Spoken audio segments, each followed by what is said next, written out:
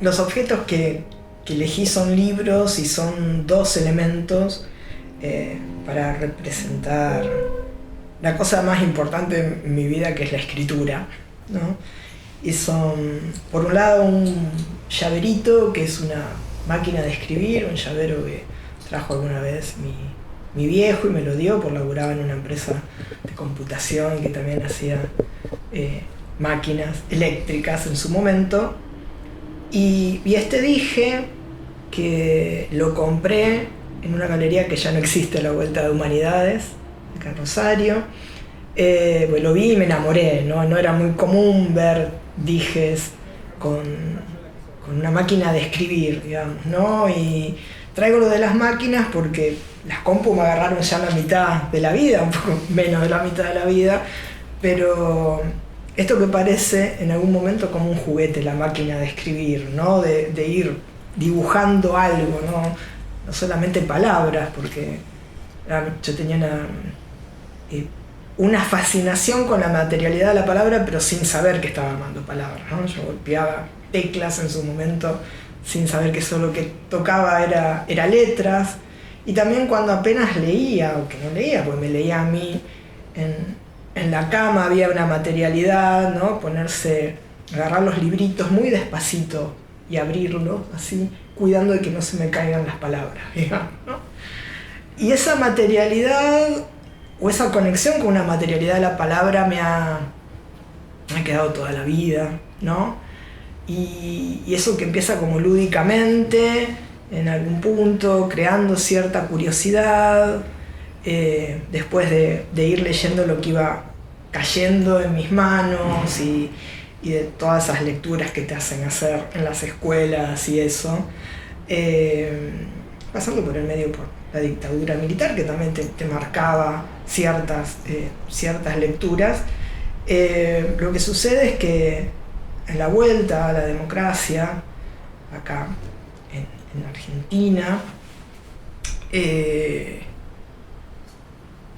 surge, bueno, año 85 surge el diario de poesía, pero en el 86 aparece una traducción hecha por Diana Vélez y de Olga Broumas, una poeta griega, americana, y a mí me voló la cabeza esa traducción. Yo en ese momento todavía no la conocía a Diana, no tenía idea de quién era Diana.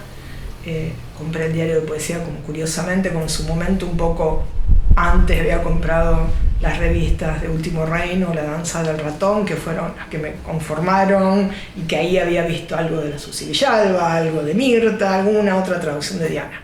Pero lo de Olga Broumas en el diario de poesía, sin saber muy bien, yo en su momento me gustaba mucho Neruda. ¿No? Neruda, Becker, empecé por ahí, ¿no? Y casi todos eran muchachos, no se leía, salvo Alfonsina Maldada, digamos, ¿no? Delmira Agustini ya era como mucha locura, digamos. Pero bueno, leer esos versos de Olga Broumas de Tu beso para ellos es una traición, y toda la serie, que es los poemas de Judith, de Diana, me volaron la cabeza y me dijeron, ajá, hay otra forma de escribir, en algún lugar hay gente escribiendo de otra manera, ¿no? Y a los años, no fue en el mismo año, pero bueno, unos meses después de leer ese poema en mi vida, 2 años después, llega Heroica, ¿no? Que Diana saca su libro en esta bella coalición de Tierra Firme y Último Reino. Y este libro, yo siempre digo que fue el que me abrió la puerta para salir a jugar y a explorar una voz que ni siquiera sabía que tenía. Podía intuir que había algo de eso. Sabía que Diana en este libro estaba representando, dando voz a un deseo en mí que estaba desde siempre, pero que no había palabras, digamos. Vuelvo con la cuestión de la vuelta de la democracia, ¿no? En un colegio de monjas y eso, la sexualidad, olvidate, digamos, ¿no? Tener ejemplos, ¿quién estaba, no? Alguna vez escuchando la primera versión de Sandra de Puerto Poyense y no saber lo que estaba pasando, pero no saberlo tampoco en tu vida, ¿no? Como esas representaciones. Y después, al poco tiempo, si bien había salido en el 84, cae a mis manos Contéstame, baila mi danza. Después, estos dos libros, ¿no? Con la Ruth Kaiser, Dennis Leverton, June Jordan, Diane Di Prima, Adrienne Rich, Irene Klapsik y Bárbara Deming. Si después de Heroica mi vida no iba a ser lo mismo, después de esta, de la antología chiquita, tampoco iba a ser. Y acá hay un nombre que a mí también, junto con Diana, yo siempre digo que son quienes me hicieron conocer el feminismo, ¿no? El feminismo ahí en mediados de los 80, los 90 no es lo mismo que ahora conocemos por la ola verde, digamos, ¿no? Muchas de las feministas que se habían tenido que exiliar durante la dictadura recién estaban volviendo, recién se estaban armando grupos de derechos por las mujeres, ¿no? Pensándolo situadamente en ese momento. Y para mí estos libros son fundamentales porque, y eso fue algo que, sobre todo en una revista como Feminaria, que también fue fundamental, ¿no? Se empieza a hablar de la voz de la muda que empieza a hablar, ¿no? Las mudas que empezábamos a hablar. Y ese momento, mediados de los 80, finales de los 90, es muy fuerte, para mí es muy fuerte. Y creo que con el tiempo sigue estando, ¿no? Pues no es solamente la vuelta de una recuperación de una libertad, ¿no? En muchos sentidos, sino de una conquista, de una libertad que tenía que ver con la expresión, y la expresión poética, ¿no? Y para mí eso fue un antes y un después, ¿no? Sin siquiera tener la perspectiva que puedo tener ahora de todo lo que pasó, de todo lo que vino y de todo lo que se está generando en este momento. Pero en ese momento fue como un antes y un después, ¿no? Las voces de Diana, las voces de Mirta Rosenberg, de Susi Villalba, ¿no? Retrabajando todo ese imaginario romántico con Susi, Recuerdos del Corazón. Haberme topado con el blues del Amasijo de María del Carmen Colombo, de la Coto, que era de cuestión... ay, se me fue la palabra. No canchera, pero bueno, es otra palabrita, digamos, ¿no? Entre el lunfardo y lo barrial y lo sensual. Canyengue era la palabra, que no me salía la palabra que le gustaría ahí a la Coto, ¿no? Pero eso era. Bueno, Irene Grus, ¿no?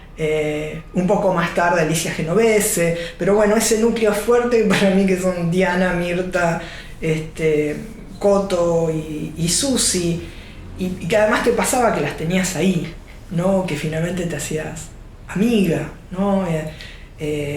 Aunque ahora uno ya desde hace tiempo las reconoce como maestras, pero en ese momento también eran tus pares, ¿no? Te llevaban unos cuantos años, pero eran tus pares.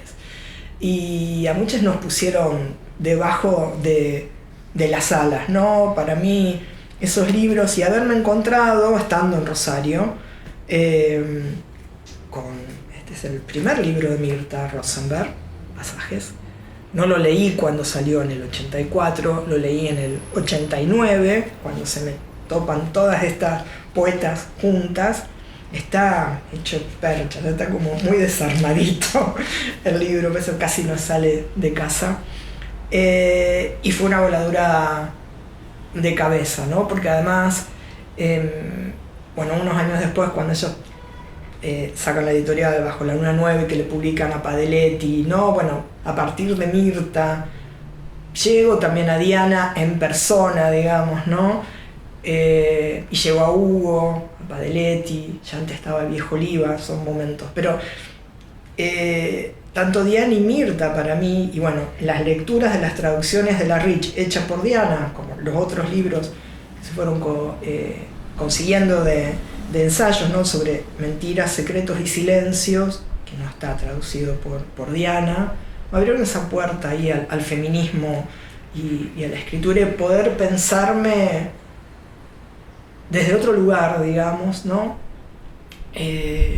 Poder empezarme a intuir, sí, desde otro espacio, poder pensarme como una sujeto política en ese momento, ¿no? que era muy difícil pensar de eso, ¿no? Siempre fue muy peleado pensar la dimensión política de la poesía, ¿no? Parecía que eso había quedado en los 70. En algún momento había quedado, solamente le pertenecía a alguna gente, además porque también había mucha reacción de los mismos poetas, ¿no? Uno podía reivindicar como feminista mujer de cierto orden de Vignosi, pero Vignosi no quería saber nada, digamos, con ese tipo de reivindicación, no le interesaba. Pero hay algo en la conformación de ese, y voy a utilizar identidad de género de ese momento, ¿no? Para quienes estábamos escribiendo, ¿no? Lo que en un momento se llamó la escritura de mujeres, ¿no? Las mujeres escritoras, mujeres poetas, estamos hablando de nuevo, situadamente, los 90, fue algo como fundacional empezar a pensarnos desde otro lugar de la escritura, ¿no? Porque no era lo mismo toparte con una voz que estaba llevando delante la representación del deseo lésbico que los poemas a Cris de Cortázar.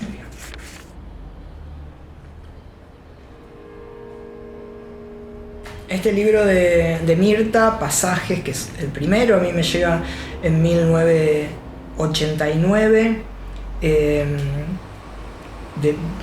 De hecho, me lo firman 5/10/89, dedicatoria. Cumplió su aniversario el libro hace un día, ponele, más o menos.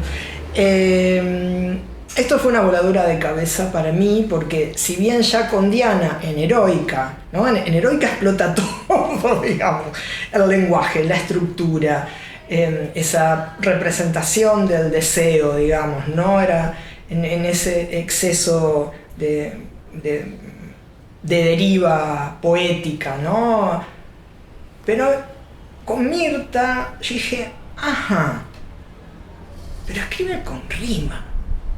¿Pero es rima o no es rima? ¿No? ¿Y por qué todos estos espacios? Porque en Diana lo podías ver, ¿no? Y me empezó a crear preguntas por la cuestión poética, pero referida a aquello que estaba queriendo decir quien escribía, ¿no? O lo que decimos ahora, quien habla en el poema, ¿no? También esa posibilidad de que había una creación, ¿no? El poema, lo que se habla en el poema no es una traducción literal de la experiencia que vos tenés en la vida, o por lo menos en eso, ¿no?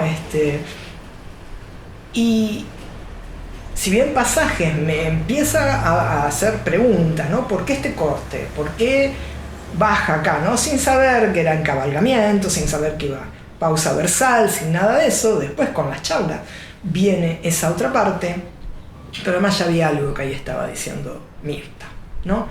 Y entonces la tipa se manda un libro como Madame, y ahí explota otra cuestión, ¿no? Porque también en la poesía podías crear un personaje que tenía elementos autobiográficos, ponele, ¿no? Eran poemas más narrativos, pero con todos los elementos de la poesía, ¿no? La cuestión métrica, el ritmo, ese clímax que iba creando con cada palabra, la cuestión del laburo con el inglés en las distintas citas, las citas, no todo el sistema de citas, que eso ya viene también con Diana, pero en Mirta, bueno, que la meta a Diana Barnes, ¿no? Bueno, en el otro a Vita Sackville West, a Padelo, digamos, ¿no? Pero acá Madame fue decir, ajá, esto se puede armar, ¿no? Cada libro que sacaban estas poetas era, ajá, no te ibas quedando cada vez como diciendo, la poesía no es esto, el poema no es esto, sino que cada vez se expande la posibilidad expresiva, ¿no? Y yo, que era muy curiosix de leer de lo que me comentaban, o un epígrafe, e iba y leía, y después de tener la posibilidad de intercambio, tanto con Mirta como con Diana, como con Aldo Oliva, ya en la facu, digamos, ¿no? O mientras tanto, en la facu, y con otros y otras poetas, digamos, ¿no? Y ahí me fui dando cuenta de que la escritura del poema es eso que podemos lograr del trabajo de la experiencia poética del mundo y traspasarla a la práctica escritural y a la escritura del poema, es una cuestión de mucho laburo. O sea, si aprendí algo con toda esa gente, era que no era moco de pavo, no sé si en un momento, escribir un poema. No para llenarlo con una cuestión ni severa ni rígida, pero había que poner culo en la silla y laburar, leer, laburar, ¿no? Porque empezar a aprender que eso que me maravillaba y me volaba la cabeza de estas poetas eran recursos poéticos, ¿no? Y recursos poéticos que en muchos casos estaban atados con un querer decir nuevo y que ya había dejado de ser un deseo, lo estaban diciendo, ¿no? Cuando Madame aparece, Madame, la mujer esta que recibe solterona, existe en el mundo de la poesía.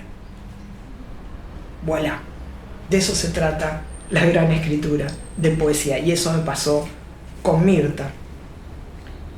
Y después viene, y que ahí fue como muy alucinante, pues ya éramos amigues con Mirta, entonces dos de las partes de teoría sentimental las escuchaban en una comida en casa, junto con nuestro poeta que falleció muy joven, Fernando Tolosa, y con Luis Pesquiera, un profe de la facultad, éramos re amigos, era una banda, y otra en La Buena Medida, viejo bar de encuentros en Rosario, que es teoría sentimental.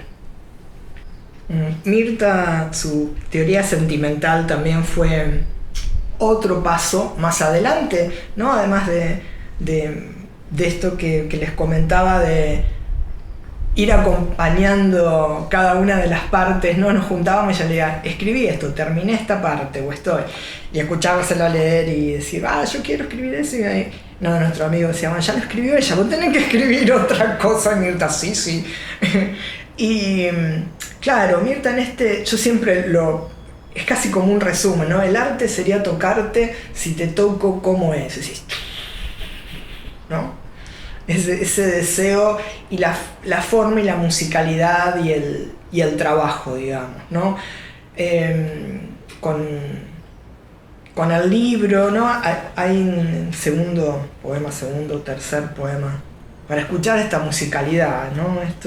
Y esa forma, porque además con Mirta lo que aprendimos es a usar, ojalá, la cuestión irónica, ¿no? La cuestión de construcción de personajes y de tratar de esbozar una teoría sentimental a partir de poemas, ¿no? Y además con el prólogo de María Moreno diciendo, bueno, terminando de armar, casi dándole que esta Mirta bien hubiera podido estar ahí en el banquete, ¿no? Hablando ahí sobre amor. Mi sufrimiento es uno que no te interesa, un grano de arena en el desierto de tu pena que es infinita. Por mi parte, creo en la marmita donde cuece un caldo diferente y yo sonrío. Estoy pendiente de tu gesto y este estío da un calor que no parece la pasión. La pasión es el dolor de la madre, esto que conviene no creer, pero da mientes. Estés donde estés, al fin tendrás que escucharme. Entonces era tener a la Duna Barnes, ¿no? Con ese libro El bosque de la noche, tener tu Nori Robin en esta historia, digamos, ¿no? Y ver cualquiera de otras historias llevado poéticamente de una forma maravillosa, y empezar a prestarle atención a la creación en tanto escritura, ¿no? El poema en tanto escritura, en tanto forma, en tanta posibilidad de hacer preguntas, ¿no? Porque toda esta poesía de las chicas, y que coincido con las chicas, para nosotras, nuestras maestras de ese momento, a mí me habilitaron nuevas preguntas, ¿no? Y eso viene de este tipo de escritura que, sin llamarse en el momento que sucedía feminista, estaba haciendo un gesto feminista de escritura. Y a la vez, en mi caso, vine leyendo los ensayos de la Tata Rich, vine leyendo algunos de los poemas de la Rich, más allá de la traducción de Diana, y ahí me terminó de cerrar todo. Y a la parte poética, ¿no? Que tenía que ver con la escritura, a partir de la mano de la Tata, vino la pata del activismo, ¿no? Yo siempre digo, yo no dije un día, bueno, voy a ser activista lesbiana. No, me sucedió que me tuve que parar, me tuve que levantar y decir, no van a pasar por encima mío ni por encima de las otras compañeras, ¿no? Y empezar a saber que había algo que se llamaba patriarcado y algo que se llamaba heteronorma, ¿no? Algo que se llamaba heteronormatividad obligatoria, que venía también de un texto que traía la Tata Rich. La cuestión de pensar el cuerpo y el deseo lésbico desde lugares menos estetizados y más salvajes, canibalizados, como el cuerpo lesbiano de Monique Wittig, digamos, además del otro ensayo sobre las lesbianas no somos mujeres, digamos, ¿no? Pero eso ya sucede un toque más tarde. Pero en ese momento fue la cuestión, sobre todo inspirada por textos de Adrienne Rich, Audre Lorde, ¿no? Esa guerrera afro-norteamericana que fue esa poeta negra alucinante, de las cuales fueron pura acción, potencia, y diálogo y lucha junto con la Rich, ¿no? La Rich dice, bueno, mi activismo no hubiera sido lo mismo sin la presencia, sin haberla conocido a Audre Lorde, ¿no? Y después que lleguen June Jordan, bueno, ya estaban las otras poetas, creo que traduce Diana, pero después llegan otras, ¿no? A la lectura de Angela Davis o Bell Hooks, ¿no? En esos momentos. Decís, bueno, y esto acá hace un pie en la realidad, esa potencia de dimensión política. Yo le llamo dimensión política ahora, pero en ese momento no se hablaba de eso sobre la poesía. Se habla no tanto, mucho ahora tampoco, ¿no? Y a mí me gusta darle la vuelta de tuerca de dimensión política, no de ser un poema político o una poesía política. Creo que también está como muy atado a malentendidos, ¿no? Te dicen, es un panfleto, un manifiesto, es como la gente, y no. Incluso poemas que refieran al litoral o poemas más líricos también tienen una dimensión política, ¿no? Hay que ampliar, no es solamente una cuestión del momento urgente, pero a veces la belleza del litoral o de un bosque de pinos, como dice el poeta Juan Fernando García, tiene una dimensión política, tiene una visión política. Los poemas, los limones de Padeletti, digamos, ¿no? Creo que tenemos que ampliar muchísimo, empezar a pensar un poco más en lo que estamos diciendo con dimensión política. Yo no quiero definirla, la dimensión política, pero sí tiene que ver con posicionarnos desde un nuevo lugar como sujetes, como sujetas, y poder decir la belleza y lo terrible del mundo, nuestro poema, ¿no? ¿Va a tener una carga de ideología? Seguramente, ¿no? Si yo voy a laburar ahora con un lenguaje de lo que se llama, debatiblemente, yo prefiero empezar a dejar de llamarle lenguaje inclusivo, digamos, ¿no? Porque si un lenguaje inclusivo siempre algo queda afuera, ¿no? Pero pongamos un lenguaje no binario, porque lo necesito, yo, persona no binaria, o sea, también hubo un camino, ¿no?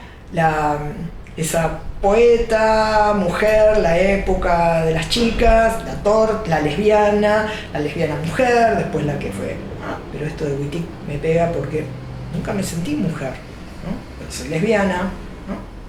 Todo ese pasaje, hasta después, en años más recientes, poder pensarse, poder ponerle el nombre a lo que vos estás sintiendo, que es ser una persona no binaria, en mi caso, y poder decirlo, y para eso necesito desbaratar, hacer algunas intervenciones en el lenguaje hegemónico, digamos, ¿no? Pero siempre creo que hay una cuestión como de coherencia, siempre todo es contrahegemónico, digamos, ¿no? Diana tuvo en unos momentos poesía contrahegemónica, Mirta, la Tenon, ¿no? A quien hay que leer y laburar todavía, desde muy tempranamente fue contrahegemónica, digamos, ¿no? Lo de Diana pienso en el poema en que habla de los piqueteros, digamos, ¿no? Apenas pasa lo de Cultural Coma, Diana se manda un poema Un poema alucinante por donde lo mires, como poema, si lo analizamos, ¿no? Queremos ser, es una bomba, eso, ¿no? Entonces, bueno, viene la cuestión del activismo más en la calle, algunos de los encuentros de mujeres, algunas cuestiones, varias marchas por los 25 de noviembre, por los 8 de marzo, y las cosas cambian lamentablemente cuando la fusilan a la Pepa Gaitán, digamos, ¿no? Las cosas cambian porque ahí, bueno, nos apropiamos de ese día del asesinato de la Pepa como un recordatorio de todas las violencias, en particular de las violencias hacia las lesbianas, hacia las tortas, sobre todo las tortas masculinizadas, porque bueno, lo de Iggy que sucedió no es casual, lo de las compas que metieron en cana se estaban dando un beso en el subte en Buenos Aires, no es casual, ¿no? Es por la chonga, ¿no? Siempre mucha es esa la reacción de la sociedad, ¿no? Es esa disrupción de estas identidades que venimos a desentranquilizar sus cabecitas dormidas, dijo en un viejo recital de hace millones de años la Anderson, la primera vez que vino a Argentina.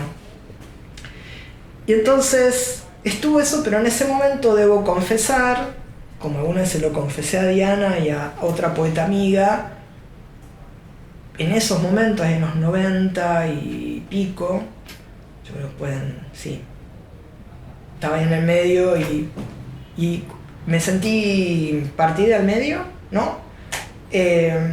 Porque dentro de la facultad donde yo estaba, ser activista no existía, ser poeta tampoco, y para las poetas ser activista y traer es como, ¿no? Muchas veces lo que se hace en las habitaciones queda detrás de la puerta, ¿no? Seguir pensando la sexualidad como eso que queda en el ámbito de lo privado, se seguía escuchando y uno decía, a nadie le importa con quién coges o no coges, ¿no? No, pero bueno, esa era como lo que te tiraban, ¿no? A nadie le importa con quién coges, no se trataba de eso, se trata aún de visibilizar, digamos, ¿no? Yo siento que lo que ahora llamamos disidencias sexuales, disidencias sexogenéricas, ¿no? Estamos haciendo un laburo por ocupar, ¿no? Con cada palabra, ¿no?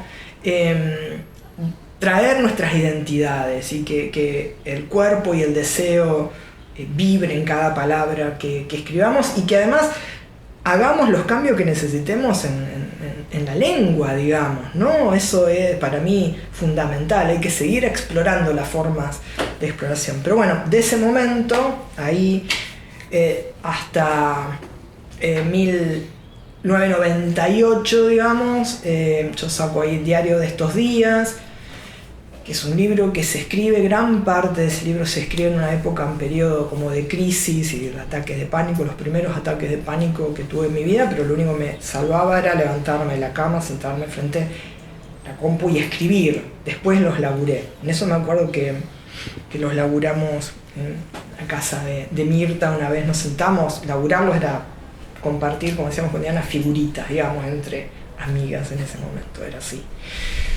Y ahí, y me acuerdo una indicación que Mirta me dio, todavía no me voy a acordar bien qué poema, y me dice, ¿qué pasa si escribís este poema en primera? ¿No? ¿Y qué pasa si pasás a un vos? ¿No? Ahí me metió el voceo, la Mirta. Y fue otro flash. Esas dos cosas no me olvido más. ¿Te animas en una primera de Yo se lo llevé. Acá está. Y eso no me lo olvido nunca más. Pero ¿qué pasó? Entró todo en crisis. Estamos hablando de los 99, también había crisis por muchos otros lugares. Y yo sentí que no podía mucho ni en el activismo ni en la cuestión poética. O había más todavía cuestiones de activismo, porque estaba metido. De hecho, en el 2000 co-creamos RIMA, la red informativa de mujeres de Argentina, Safo Piensa, ¿no? Eso fue en el 2000, julio del 2000, o sea que estaba reactiva. sea, unos años después. Yo me metí de cabeza en el activismo y la poesía. No es que haya dejado, pero fue quedando porque yo me sentía como, viste, decís, bueno, no pertenezco a ningún lugar, pero a la vez era como, bueno, si la Tata Rich pudo, podía estar en las marchas de esto, haciendo, y siendo poeta, ¿no? Me llevó un tiempo, que es que esos que parecían o te los querían hacer pintar dos mundos separados, que yo ya sentía, pues toda la movilización interna no estaban separados, se volvieran a encontrar de otros lugares, pasaron otras lecturas, ¿no? Sobre todo en 2005, ahí tuve la oportunidad de ir al Foro Social Mundial, tuve oportunidad de tener unas charlas con Fabi Tron, una poeta torta,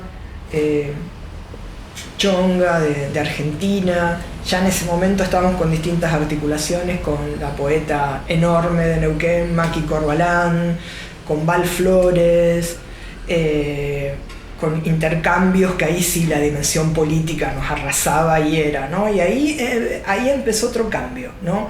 Y empezaron a aparecer otros términos, y empezaron a aparecer otros libros más teóricos, si se quieren, en un momento. Y empecé a explorar y me permití escribir algunas cosas que no en otro momento no hubiera escrito, porque no era el tiempo para que se escribiera. Y entonces pasó algo interesante. Yo tenía ese grupo de poemas que se llamaba Literatura Argentina, que eran poemas, recuerdos de parte de mi infancia y la adolescencia durante la dictadura. Eran libros muy chiquitos, un opúsculo. Yo sentía que eso no daba para ser publicado. Y a la vez, a partir de los 2000, casi 2005, 6, 7, por ahí, empiezo a escribir otros poemas que no sabía muy bien por dónde iban. Hasta que sale una serie que le pongo como nombre Queerland. Y digo, ¿esto de qué va? ¿Qué está pasando acá? Bueno, se escribió Queerland. Se escribió allá afuera Queerland. Y mientras están esos poemas chinos, japoneses, yo digo que es el medio, que también son parte del Queerland. Y yo digo, esto acá está pasando otra cosa, que me excede a mí, ¿no? Entonces, me pongo un día a armar, ¿no? Tiro todo esto y veo, dos poemas de literatura argentina, ¿dónde están? Bueno, traigo, toquito, pum, pam. Y yo, acá está el libro. ¿Qué sentí? Que esa literatura argentina, que hablaba de esa tierra rara, que era Argentina durante la época de la dictadura, que lo seguía haciendo. Ya habíamos pasado también las distintas crisis ahí en el 2000, las violencias, ¿no? Todas las violencias, todas las distintas formas que seguimos viviendo, las distintas presentaciones de los primeros proyectos para la legalización o la despenalización del aborto, que se fueron cayendo, ¿no? Todo eso. Y de golpe, y el deseo, y la presencia de las trabas, y las presencias de otras voces, digamos, ¿no? Que ya excedía las voces de las mujeres, poetas, ¿no? A las mujeres, para mí ya la cuestión, bueno, yo soy lesbiana, no soy mujer, pero se produjo ahí ese toque, y bueno, se armó Queerland, y en ese momento nada, ya habíamos sacado varios libros, pues no armábamos una editorial para autopublicar, para nada, y en realidad armamos Hipólita para poder publicar dos libros en particular. El primero de ensayos de Val Flores, pues dijimos, esta es nuestra Adrienne Rich Argentina, primero Notas Lesbianas, fue el primer libro que publicamos, junto a Irene Ocampo, a quienes llevábamos Hipólita Ediciones, y el segundo fue el de Liliana Paulucci, que fue un libro pionero sobre abuso infantil y prevención de la violencia, ¿no? Para nosotros, y después hicimos la traducción, que ahí se involucra en muchos sentidos, además de hacer la traducción Gabriela Adelstein, para sacar los diarios del cáncer de Audre Lorde, ¿no? Para nosotros esa era tarea, esos 3 libros.